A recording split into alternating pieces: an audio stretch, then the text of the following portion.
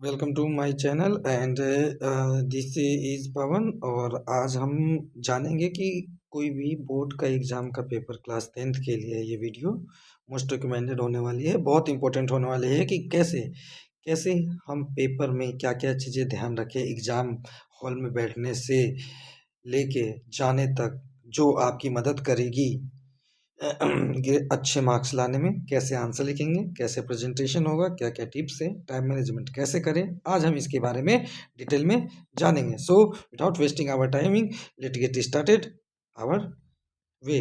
सो सबसे पहले best ways to give your exam क्या होता है कि आप जब भी कोई एग्जाम में हो तो उसमें एक टाइमिंग होती है आपकी।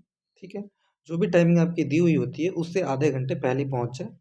विश्वास माने, बहुत लोग कहते हैं कि नहीं, बहुत लोग लेट जाते हैं, लेकिन उससे ये होता है कि आपका टेंशन बढ़ता है और एग्ज़ाम हॉल में आपका जो परफॉर्मेंस है वो डल हो जाता है। Even I also face this in my career.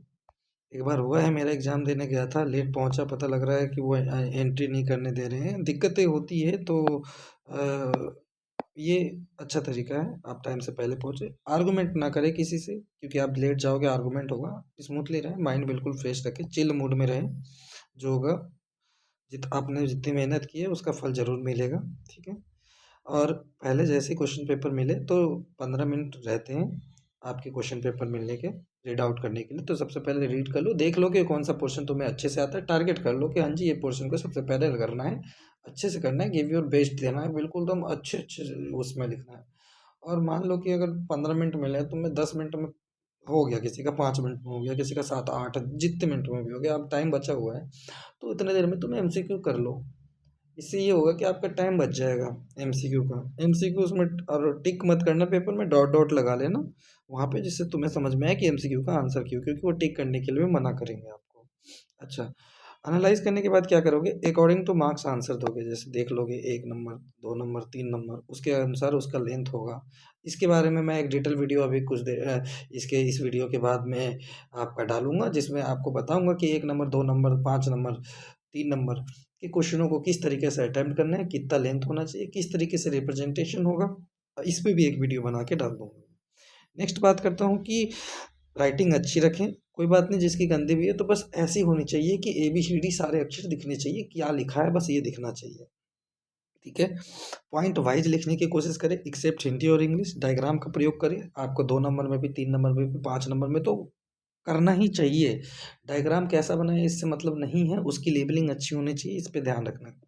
Exam में आप कोशिश करना कि रेड ब्लैक ग्रीन पेन नहीं ले सको। ये तो अभी जो सर्कमफेरेंस है CBSE का है, बट कुछ कुछ बोर्ड में आपका ब्लैक पेन अलाउ है, तो you can use it by underline. Heading दो, उसकी सब हेडिंग दो। सारे पेपर मोस्टली ऐसे लिखोगे, मैक्सिमम नंबर पाओगे। हेडिंग दो, सब हेडिंग, हेडिंग सब हेडिंग।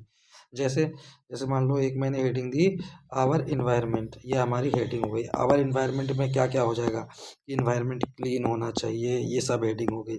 और क्या होना चाहिए, क्लीन होना चाहिए और गुड होना चाहिए, है ना। ऐसे ऐसे चीज़ें लिख सकते हो, जिससे क्या होगा, ये हेडिंग होंगी, नीचे वाली सब हेडिंग हो गई। जिससे क्या होता है, जो एग्जामिनर होता है उससे आपका इंप्रेशन जाता है और वो पूरी चीज़ें कोई नहीं पढ़ता। तो ये ऐसे करोगे तो आप ज़्यादा नंबर पाओगे। देखो, उसके बाद क्या करना है आपको, पेपर को कोशिश करना कि आप 15 मिनट पहले ही सॉल्व कर सो। ऐसे हो जाएगा, विश्वास मानो, जिसने अच्छी प्रिपरेशन की होगी उसका 15 मिनट पहले हुआ हो जाएगा। ठीक है, बाकी जिसने नहीं की होगी उसका तो 1 1.5 घंटा पहले भी हो जाएगा। अब उसके बाद ये देखना है कि आपने उन 15 मिनट में कोई क्वेश्चन छोड़ तो नहीं दिया, सारे क्वेश्चन अटेम्प्ट किए नहीं किए हैं। अगर सब कुछ हो गया तो लास्ट में ये करना, अंडरलाइन कर लेना इंपॉर्टेंट चीज़ों को। उसके बाद क्या करोगे कि अगर मान लो कहीं गलती हो गई, जैसे मैंने लिखा एनवायरनमेंट, ये गलती हो गई, स्पेलिंग मान लो कि गलत है, तो क्या करोगे, कुछ बच्चे ऐसे ऐसे कर देते, तो ये नहीं करना, ये गलत तरीका है। एक कट सीधा, इससे ज़्यादा लगाओगे पेपर गंदा दिखेगा, हाईलाइट होगा, जो चीज़ें होनी नहीं चाहिए।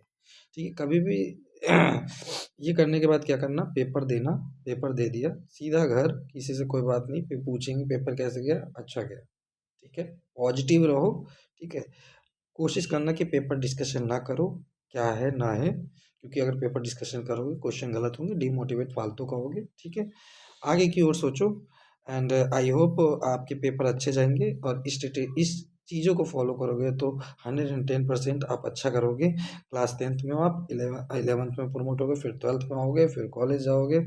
आगे के लिए, आगे के भविष्य के लिए अच्छा हो, इसकी मैं कल्पना करता हूँ। अगर आप मेरे चैनल टेलीग्राम चैनल और मुझसे जुड़ना चाहते हैं, टेलीग्राम चैनल का मैंने लिंक डिस्क्रिप्शन में दे दिया है, इंस्टाग्राम का भी है, जहाँ पे आप डाउट पूछ सकते हैं, और कमेंट सेक्शन भी आपके लिए हमेशा ओपन रहता है। आप अपने दिल की बातें या कह सकते हो, दिल की बातें इन द सेंस कि अगर कुछ इसी में इम्प्रूवमेंट लानी है, anything else as a requirement, you can say me. Thank you so much.